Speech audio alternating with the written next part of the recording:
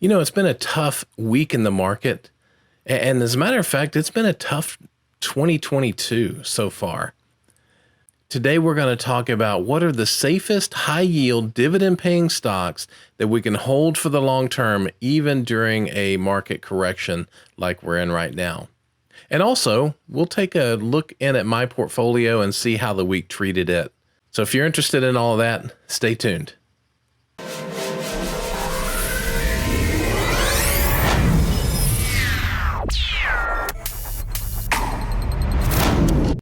Hey guys, welcome back. Kevin Burgess here yet again with another video. So on this channel, we talk about dividend growth investing. So typically our topics are going to center around dividend paying stocks, and that's no different today.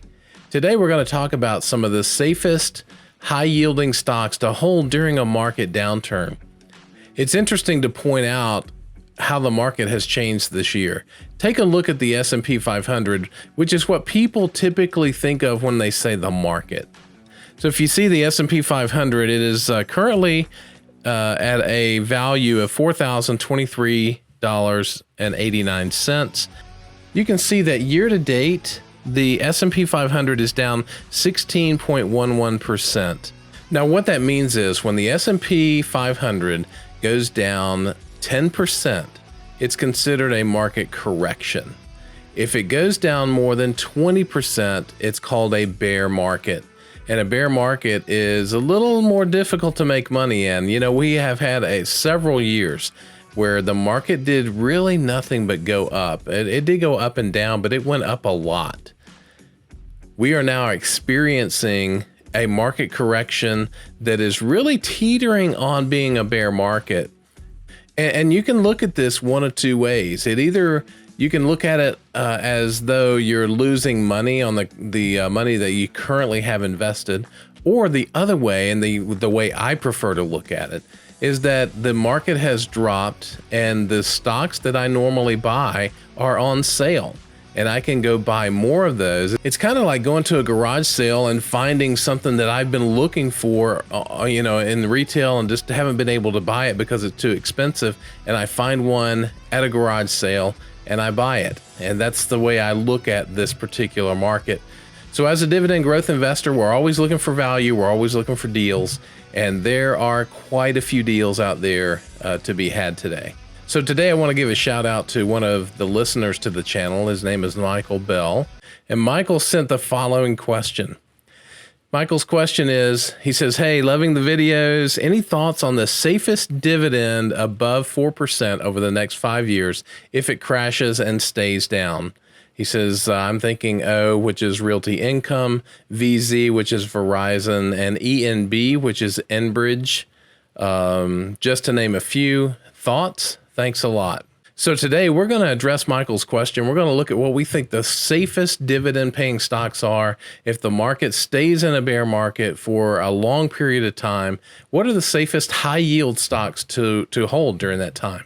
So we're going to take a look at that, and we're going to look at my portfolio and see how it performed for the week. So with that, let's get started.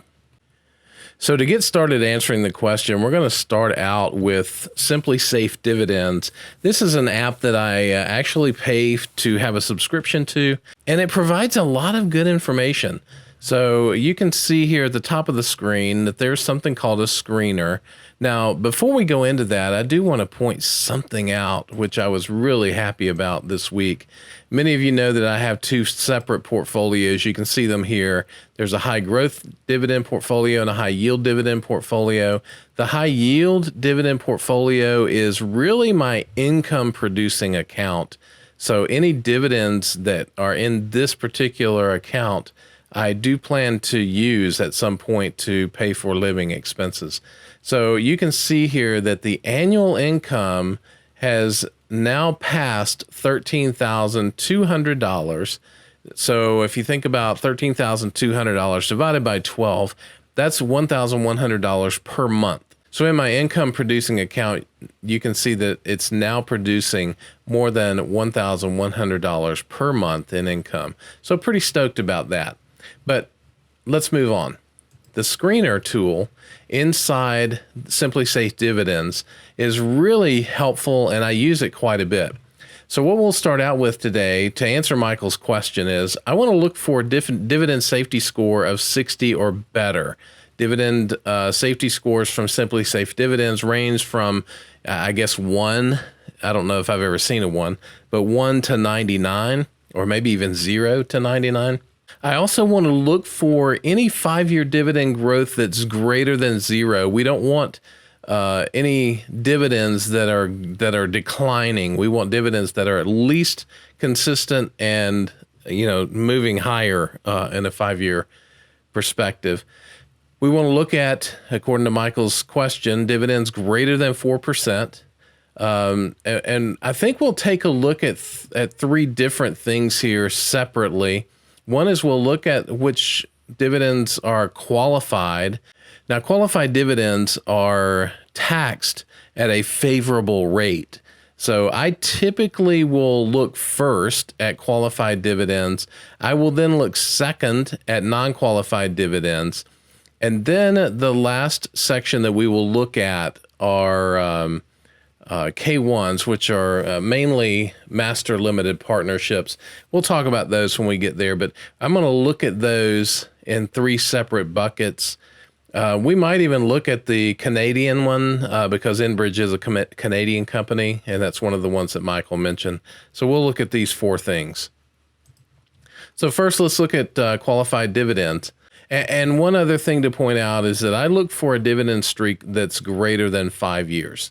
So these are the criteria. We have dividend safety at 60 or better, at least some growth that's greater than 0%, dividend yield of greater than 4%, qualified taxation, and at least a 5-year dividend growth streak.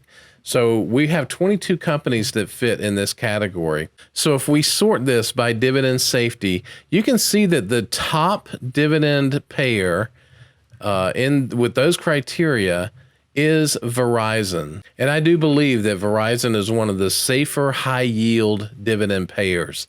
So I think, number 1 on my list would be Verizon. Then the next one is called Bar Harbor Bank Shares. And any of you Dexter fans out there will recognize this is pretty close to the Bay Harbor Butcher. And so therefore, I'm not too much interested in that. But regardless, Bar Harbor Bank Shares looks to be pretty decent. They have, they've got a pretty decent growth rate. They're at a 5% average. The last was 8.3%. They're at an 82% or 82 score for safety. And they have a dividend payout of 4.07%. I don't currently have any shares of Bar Harbor Bank Shares, but it looks like something that would be intriguing to look at. And I'll be looking at that here more in the future. VF Corporation, this is something that my buddy Ryan Williams would love. This is the company that has Vans and North Face, and it's an apparel company. Paying out a dividend of 4.2%, dividend safety score of 80. And but here recently it's been growing pretty slowly. So you'd want to keep an eye on that. But looks to be pretty reasonable. It does have a payout ratio that's edging on the high side. Best Buy is another retailer. I do own shares of Best Buy. They're at a 4.08% dividend with an 80 safety rating. They are growing their dividend very fast. It's been a 20% average for the last 5 years. And in March, they issued a dividend increase of 26%. They have a dividend growth streak of 18 years, and their payout ratio is 30%. So that's actually really good. Walgreens Boots Alliance. I'm a little leery of Walgreens Boots Alliance. I just don't know if they have the strategy to beat out their competition. They do have a safety rating of 79, so you can't beat that. They're at a dividend yield of 4.4%. They've grown it slowly recently, but their average is 5% on the 5-year. They have 46 years of growth streak, though, and have a low payout ratio. So, certainly well worth looking at. So I think I'm going to stop there, but I think the top 5, according to Simply Safe Dividends, are Verizon, Bar Harbor Bank Shares, VF Corporation, Best Buy, and Walgreens Boots Alliance. Now, from my perspective, if you're looking for safety in a down market that's down for a long period of time, you're going to probably want to go with more defensive stocks like utilities and things like that. And probably stay away from retailers like Best Buy and VF Corporation. But, you know, who knows whether the market's going to stay down long term or not. So picking up some of those shares might not be a bad idea. Okay, let's move on and go back to our screener now. And we're going to take a look at not the qualified dividends, but the non-qualified dividends. This is going to encompass mainly REITs, which are real estate investment trusts, as well as BDCs, which are business development companies. So let's apply that. And we have 12 companies in this match. And we're, again, sorted by dividend safety. The scores aren't as high here. But we have WP Carey Company, who's a real estate REIT, and they pay a dividend of 5.2%. According to Simply Safe Dividends, it could be overvalued, but it takes more than just the criteria that Simply Safe Dividends calculates to determine if it's overvalued or not. However, one thing to point out here, the growth is very slow, not only recently, but also over the 5 years. They have a pretty high payout ratio, but they are required to pay out at least 90% of their earnings. And they are taxed at your normal income rate, not at the special rate that qualified dividends are taxed at.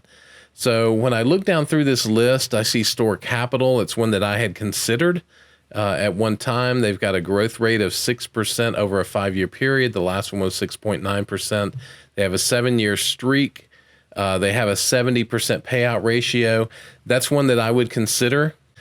Realty Income was one that Michael had mentioned. It is, got a great payout ratio at 78%. It has a 27-year streak and a 4.4% dividend yield. One that I really like is Main Street Capital. It's got a safety rating of 62. It is at a 6.82%, and it has a 90% payout ratio. But for BDCs, that's actually not too bad. It's got a growth streak of 11 years, and that 6.8% dividend is really nice. So those are the ones that are BDCs or REITs. The next one we'll check out are the K1s. These are the Master Limited Partnerships. There's only 2 of those, and that would be Enterprise Product Partners, which I know some of my friends have that. It pays a dividend of 7%, has a dividend safety rating of 65, and again, neither of these grows very quickly, but Enterprise Product Partners has a low payout ratio. And so it's definitely worthwhile. It has 23-year dividend growth streak. So I would certainly support Enterprise Product Partners. Then lastly, and I haven't performed this screen yet, so this will be kind of new to me, but we have 6 that are Canadian, and none of those are Enbridge. We have Sun Life, who has an 89, 4.46% dividend yield, 41%. So it's in terms of insurers, it's running a little bit high on the payout ratio, but not too bad. So just real quick, I didn't see Enbridge in the list of Canadian stocks, so I pulled it up. And according to Simply Safe Dividends, it is borderline safe at 57. So I would really look hard at that one before I moved into that. It does have a payout ratio of 67%, dividend streak of 27 years. It has grown its dividend pretty quickly over the last 5 years, but it is slowing, and it only gave a 3% increase in 2021. But again, the reason it did not show up in our list is because it is a 57 score, and we had set ours to be 60 or above. So let's kind of sum up what we've gotten here so far from Simply Safe Dividends. Let's talk about the qualified dividend companies. And again, qualified dividends are those who get special tax treatment on your tax return. So if you have a higher income tax rate, then qualified dividends are better for you than non-qualified dividends. But the top five in that area, according to Simply Safe Dividends, are Verizon, Bar Harbor Bank Shares. That's difficult for me to say. And VF Corporation, Best Buy, and Walgreens Boots Alliance. I do own two of those. I own Verizon, as you know, and Best Buy. I don't own Bar Harbor Bank Shares, but it is intriguing to me. I am going to take a look into that and see if it's something that would fit into my high yield portfolio. VF Corporation, I don't want to have too many retailers. I do have Best Buy, so I don't want to get too deep, especially in this market in the retail area. But, of course, that's up to you about what fits best for your portfolio.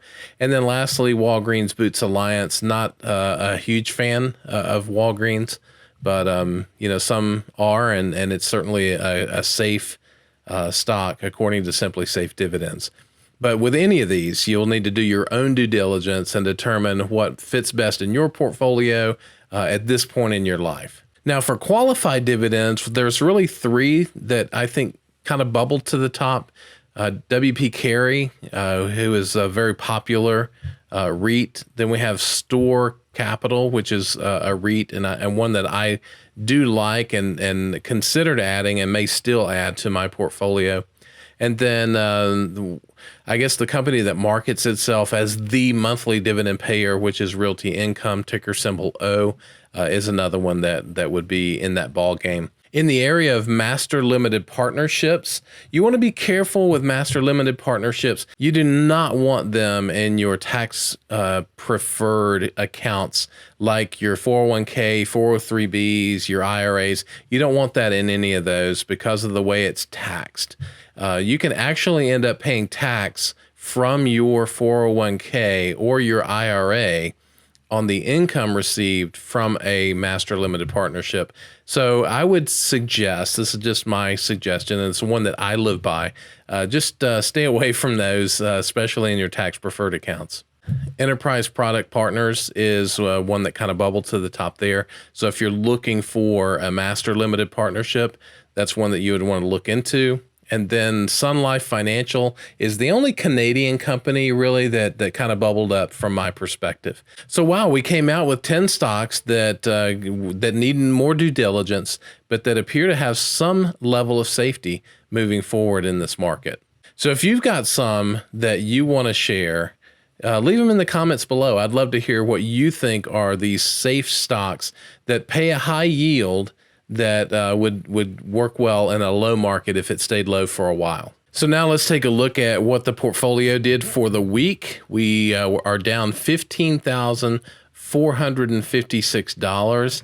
We got $622.61 in dividends this week. And so therefore the market change is $16,078.98. That is a 1.9% drop. The S&P 500 this week dropped 2.4% overall. So again, we did beat the market, but we did lose some ground this week overall. But it is nice to see $622 of dividends roll in as well, especially in the dividend yield account where we got $458.52. Now on a year-to-date basis, you'll see that we are up $77,632, but you'll also notice that I put in $82,000. We have gotten dividends and options thus far. If I add these two together, it's going to be somewhere around the $8,800 range. So $8,800 in dividends and options for the year so far. And given all of that, the market change in the account is $13,159.77 down. So we are now down again. This would be the second week that we are down on a year-to-date basis. So 2 weeks ago we were down, and then the week after that it was really good, pulled us back up to be a positive on the year-to-date. And then this week being down 1.9%, pulled us back down again below. So we're actually losing money in the market. But again, as a dividend growth investor, this means that I can buy my shares at a better price than I was able to So, I'm able to pick up some cheaper dividends moving forward. But also, one of the things to keep in mind is that compared to the S&P 500, we are down 1.6%, while the S&P is down 16.1%. So we're only down 1/10 of what the S&P is down. But given the fact that the S&P is down so much, it's producing some good buys out there for us. And so this exercise we went through today with Simply Safe Dividends is one of the ways I go about finding stocks that I want to buy for my income, my high yield account. So in one video per month, I give you a look at the entire portfolio. I lift the hood on it. We look at what the values are. We look at what holdings I have, what stocks I bought, what stocks I've sold, what dividends have come in, what options transactions I've done. So you get to see everything. And I think that's important as we kind of walk through this journey together, that I'm just totally transparent with you. And so I'm really looking forward to this next portfolio update, because I have added a stock to my high income account. And I can't wait to talk about that. I think it's going to be pretty exciting. So as dividend growth investors, we do like it when the market is down, because when the market is down, we can find good deals, and we like to buy good deals.